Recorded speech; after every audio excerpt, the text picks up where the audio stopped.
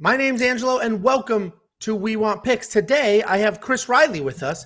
Chris Reilly sets the Monkey Knife Fight strike lines. Monkey Knife Fight, if you don't know, is daily fantasy. It's no different than any other daily fantasy out there, but instead of building a team and competing against thousands of other people, you get to compete against Chris, who's joining me today. We look at his strike lines, we say more or less, and if we're right, we get to take home some money. So give it a try. Sign up today, wewantpicks.com/MKF. They will instantly match your deposit up to $100. Play with some of the free money.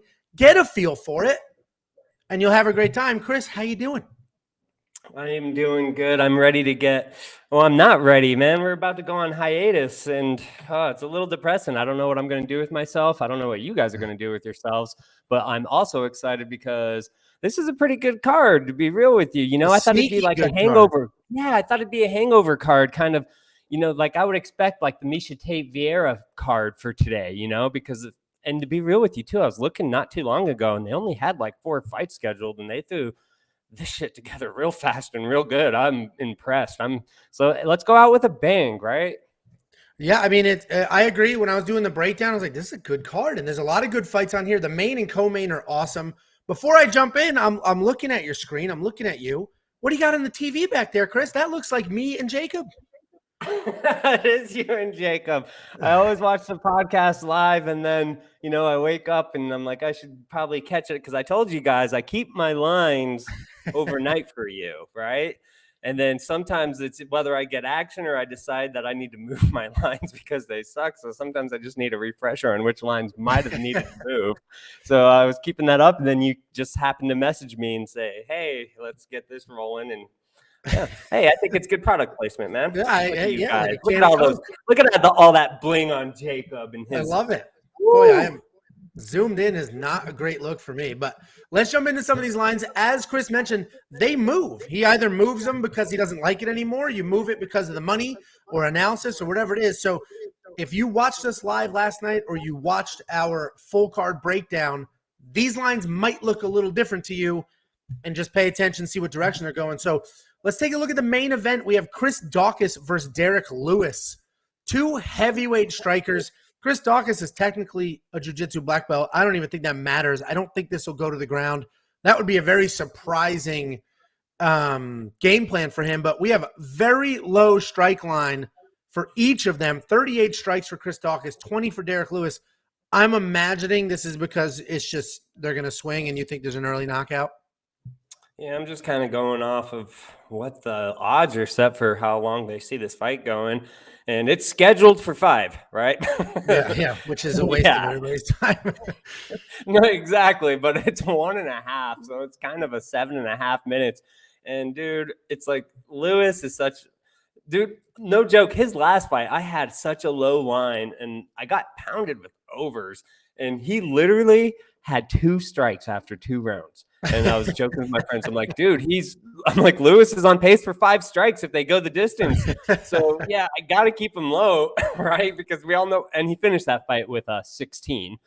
But look at his fight logs. He's the highest he's ever done since the DraftKings has been around, since I'm just kind of pulling up their game logs, is 40. And that, I mean, the guy, we all know his game plan, right? He's just looking for one and done and call it a day. I mean, he got 7 strikes against Curtis Blades in 2 rounds. I mean, he knocked him out, but 7 strikes. I mean, we see fighters get to 7 strikes in the first 10 minutes or 10 seconds. So, homeboy, he ain't volume, right?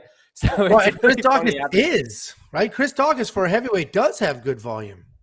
I know, and trust me, I kind of saw your guys' breakdown last night, and I was just like, but you know, he does have he's gotten 30 in a round before and 38. It's just, but who knows? What if he gets caught? Go ahead, take that over. If I got to start moving it up, I probably will. But I was just like, shit, I don't know, right? I mean, it's heavyweights. It's impossible to know. I do think the play here is probably more on Daukaus, less on Lewis. If you think Chris Daukaus wins, he'll probably try to stick and move, get some volume in. Derek Lewis will be a step behind, waiting for that big overhand or big uppercut. And that's more or less is probably the play. But this could be – it is funny because even if it goes the distance, Lewis really doesn't do much. But this could actually be a more with Chris Daukaus taking his time. Because the biggest question to me going into this fight is what's Derek Lewis's headspace? Because he got beat bad and quit in his hometown, and he may come out here just like trying to prove a point, gunslinging, no more of the waiting for the big shot, or it's just more of the same where he's going to take his time, see what happens, maybe get a knockout or lose. So, and then the other thing too, I might be kind of low on Daukaus. Because honestly, the only other fight that I've seen Lewis lose is he got knocked out to Dos Santos, and I don't know how that went down, but I mean, when Gon knocked him out, he jumped on top and started pounding away, right? So I don't see someone one shot. I don't know if Lewis is capable. Yeah, he's not. You're not going to sleep. You're not going to sleep Derek Lewis. You can TKO him, but he's not. Yeah, exactly. So this is an interesting one. I personally think more, less, or more.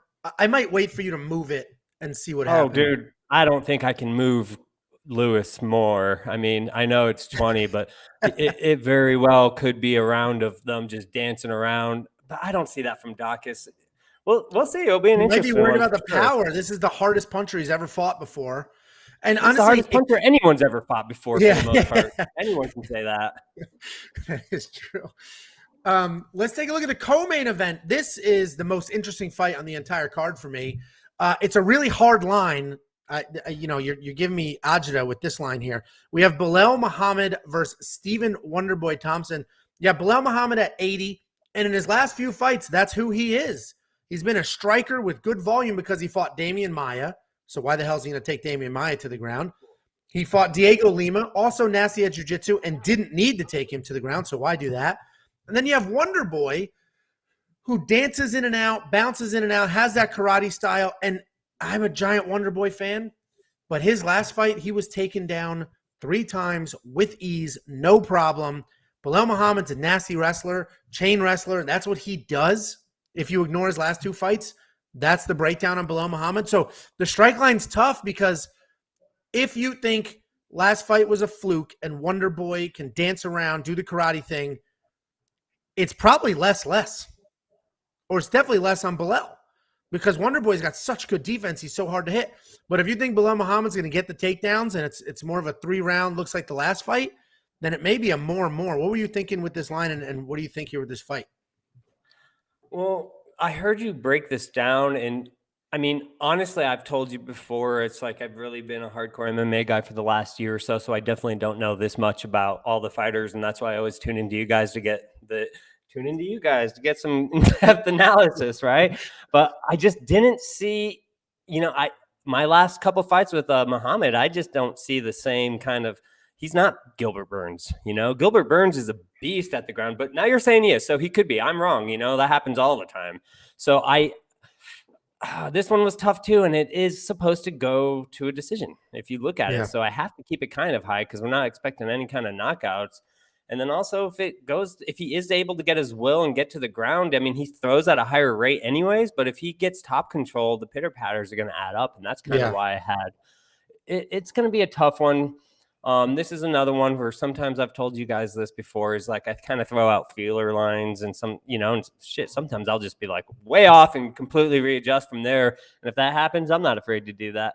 But I just kind of threw out a feeler line to see where the action starts coming in. We haven't been getting hit too hard, but we just opened these up yesterday. And this is just another one of those lines where I'll let you guys decide where they go because hell if I know, right? Also, I might be getting a little lazy. I might need this break. This month break because I'm just like, and there are a few fights on here. I'm not going to lie. I just straight up went off of our projections because we get projections from a couple companies. Yeah. I'm like, you know what? Other than me trying to figure out this, it's like without hearing your analysis, it's like, I'll just put these out there and see and go from there. And I kind of was in that boat here. I mean, it's a fist fight. Literally anything can happen. Look at the last few weeks, some of the ridiculous upsets we had going on. They're fist fights. And this isn't the NFL where you have 20 years worth of data and it's a team sport and everybody supports each other and they play each other twice a year. So it's a fist fight. Anything can happen. Personally, this line, I'm thinking more and more. I do think Belal will get some takedowns. The Wonderboy line feels high to me because he always looks busy but doesn't seem like, He looks busy, but I don't know how much he's actually landing with the in and out. I think it's a lot of movement, not a lot of strikes, but it's either a more or a more How less. could you say that? I mean, I look at his fight logs too, and obviously it was a 5-rounder with Neil, but that was 191, and I remember that one. But then against Luque, he got 138. So to say his ceiling's capped is like, you can't just say that. So he definitely has the potential to have the volume, but. Yeah, I mean, I'm a giant Wonder Boy guy. I think I just have a bad taste in my mouth from that last fight where I was rooting for Wonder Boy. I picked Wonder Boy to win. And then he was just taken down like it was no big deal. And Belal Muhammad, not as good at jiu-jitsu as Gilbert Burns is, but a way better wrestler. And Gilbert Burns, don't forget, is a 155-pounder that came up and still ragdolled Stephen Thompson. And none of it made any sense. I'm on Belal Muhammad here. So the line, I think Belal Muhammad's going to take him down. He watched what happened with Gilbert Burns. I don't know why he wouldn't do more of the same in this fight. So I think more on him and Stephen Thompson. More if you think it's a war, it goes 3 rounds, or less if you think Belal just lays on top of him. You do have a line that I think is way off, Chris. Way off. Great. I'm going to put some money on it right now. We've got Gerald Meerschaert versus Dustin Stoltzfus. Gerald Meerschaert, nasty grappler. He basically has no chin whatsoever. In his last fight, he was able to survive an early onslaught and then get a submission, but the knock on him is he has no chin. Dustin Stoltzfus has nothing but power. So this goes one of two ways. Gerald Meerschaert's going to get a takedown and get a submission probably pretty early, or Gerald Meerschaert's going to get knocked out cold. I think 68 for Meerschaert is a bit high, and I think Dustin Stoltzfus at 56 is high because if he hits Meerschaert 56 times, he'll likely put him out. And if Meerschaert has 68 strikes in there, that means he got it to the ground, and he's not going to be striking. He's going to be looking for a submission. So, Chris, I'm about to take some of your money. I'm going to go less for all the viewers. We'll throw $20 on it, and it's go for it. What did you say? Go for it. It's 20 to win 50, so it's almost triple the money. Let's go ahead and lock this in. What is this, Christopher? What is this? I just got done telling you. I changed my lines based off of a couple things. Your analysis, I changed my lines off of that. And I told you I was lazy this week, man. These are some of the projections I'm working with. Why don't we open that bad boy up again? Oh, my God. Let's see. Well, I'm really screwing myself here. I need to start sandbagging. 57. Hey, how do those look? 57. 48. Remember when you told me I was being a whiny bitch not too long ago? A couple weeks ago? That was in text message. That doesn't count. That's very true. But you know what? No, I said that's not what I said. That was the Miesha Tate versus Ketlin fight. I picked Ketlin to win. You were texting me saying not looking good, and I said don't be a whiny bitch. And then Ketlin won. So I was correct. And this is the thanks. You know what? Yeah, that's just kind of how it goes. Yeah, I went off of projections with this one. And yeah, I sweat too much when I watch some of these fights, especially last couple of weeks, Yeah, these lines move, people, and that's just the way the nature of this business. And we're learning this firsthand. You can take a second thought. No need to pressure you into a $20 bet on this one. You can reevaluate yourself. But yeah, we got a couple of grapplers here. So yeah, that might have been a little high. I got a little lazy, and I like it. You guys are my resources. So when I hear you saying I have a bad line, I'm instantly going to get ready to adjust that. So there we go, everybody. Does that look a little better though? It's a little tougher, yeah. And I do appreciate that you don't move the lines during the live stream because, yes, it's now Wednesday and you moved it on me, but you could have moved it last night while we were doing the breakdown. So I appreciate you didn't do that. Let's move. I forgot. See, that's why I have this up. I was trying to pick up all my stuff and see where I was wrong, and I just maybe didn't quite get there. Well, I know where I'm going to get you, and it's Knockout Kings, because Knockout Kings, all you need to do is get any three fighters. Pick any 3 fighters on the entire card, and if any one of them wins by KO or TKO, you get a 25% net profit return. If 2 of them do, you 2.5 times your money. 3 of them, you 6 times your money. I never recommend 3. This might be a card for 2, but you know me, I always go for the 1. I think this card is ripe with knockouts. I think the easiest thing to do is double up the main, because what are the odds? I mean, it is very possible this could be Derek Lewis, Francis Ngannou, where they dance around, they're afraid to engage, and it ends up being a boring decision. That is possible. But I only need one KO or TKO. So let's say I think there's one in the main event. And then my other spot, we could go Dustin Stolfus to knock out Gerald Mearshart. We could go Amanda Lemos over Angela Hill, who's a killer with ridiculous power. We could go Tafa over Hunsucker, which I think that fight's closer than the odds. But there's a lot of opportunities here. Who would you think is the third person? Yeah, well, for starters, doubling up the main, I don't think we really need to get into a third person. Double up the main. Merry Christmas, everybody. I don't get to see you guys till the new year. So why don't you guys just take your free? Yeah, I mean, and if you do think it's going to be a long, boring decision like you just alluded to, then you might as well just take the 3-1 plus 333 on some books that it goes to a decision, because true. Honestly, there are so many options this week, and you're not going to go wrong with the first prize with what you have. But I kind of like Amanda Lemos, to be real with you. I think Angela Hill is checking out, man. She's ready to become a commentator from what I'm seeing. Yeah, and I feel like she took that fight as a favor. Like, I think Lemos is a spot. I agree with you. And I think she took that fight, I don't want to say as a favor, but she's going to be a commentator. She's on that side. She already is on that side. She was probably offered the fight. It's a nice payday before a break, and she's a gamer. She's tough. She's not, So I think that's what she did, and the UFC wants to give Lemos the opportunity to highlight here. And it's as quick as deciding what your risk exposure is.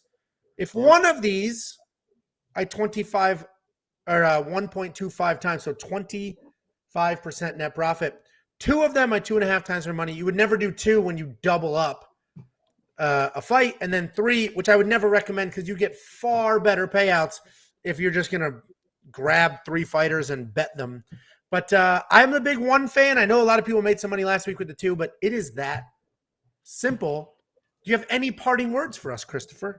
Yeah, be careful. You also got some heavyweights that are a couple heavyweights that are big favorites that would be good for this game. And last week was another example of just take the 25% and enjoy your day. And I know a lot of people did pretty well and picked two, and we lost a bit on Knockout Kings. No shock there. But you know what? Some people got screwed because there's a lot of Randy Costa picks. Yeah, a lot of Costa picks. And a lot of Amanda Nunes picks that went south. Gets a fist fight, like you said. So anything can happen. But no, I just opened these up. I genuinely think, this is my MKF gift to you guys, because this is going to be we're going to take a bath if you play it right. But then again, you know what? Sometimes could be Ngannou Lewis all over again, just a boring dance. It could be. Yeah. Wait. No, either way, I'm excited for this week. I'm excited for the break, even though I'm not looking forward to it at the same time. This has been great, and I'm excited for 2022, especially with the channel and everything that's been going on in the UFC in general. We're in a good place to be right now, and it's been a lot of fun, and I wanted to say thank you to you guys. This has been a blast, man. It really has been. Like, it's crazy to say this is my job because it's so damn fun, and it doesn't feel like work at all. And I have a lot of it to thank with you guys. When I was doing this by myself, it was just kind of, I felt like I was alone on the island. And then I just find this whole community of people that love talking UFC, and it's just been so fun. So, yeah, I wish you guys all the best this week. And, I guess I'll see you guys. And when is the next card? January? January, like 15th or something. It's basically a full month is the next card. And listen, I appreciate you giving us this peek behind the curtain. I mean, it's literally your job to set these lines, make them really tough, so people like us and the people who watch us can't just rob you blind. And I appreciate that you're giving us a peek, some logic, some insight. There's not a lot of people on this planet that would do that. So thank you for doing that. And obviously you're part of the We Want Picks family, even though every week we try to steal all your money. Hey, it's not my money. It's Bally's. Bally's owns us, man. And they got plenty of it. Oh, we might need to go to editing. I don't know. I don't want. No, I'm sure they've taken plenty of our money on the other side of their house with the sports book. So I understand how it goes, bro. Well, I appreciate it.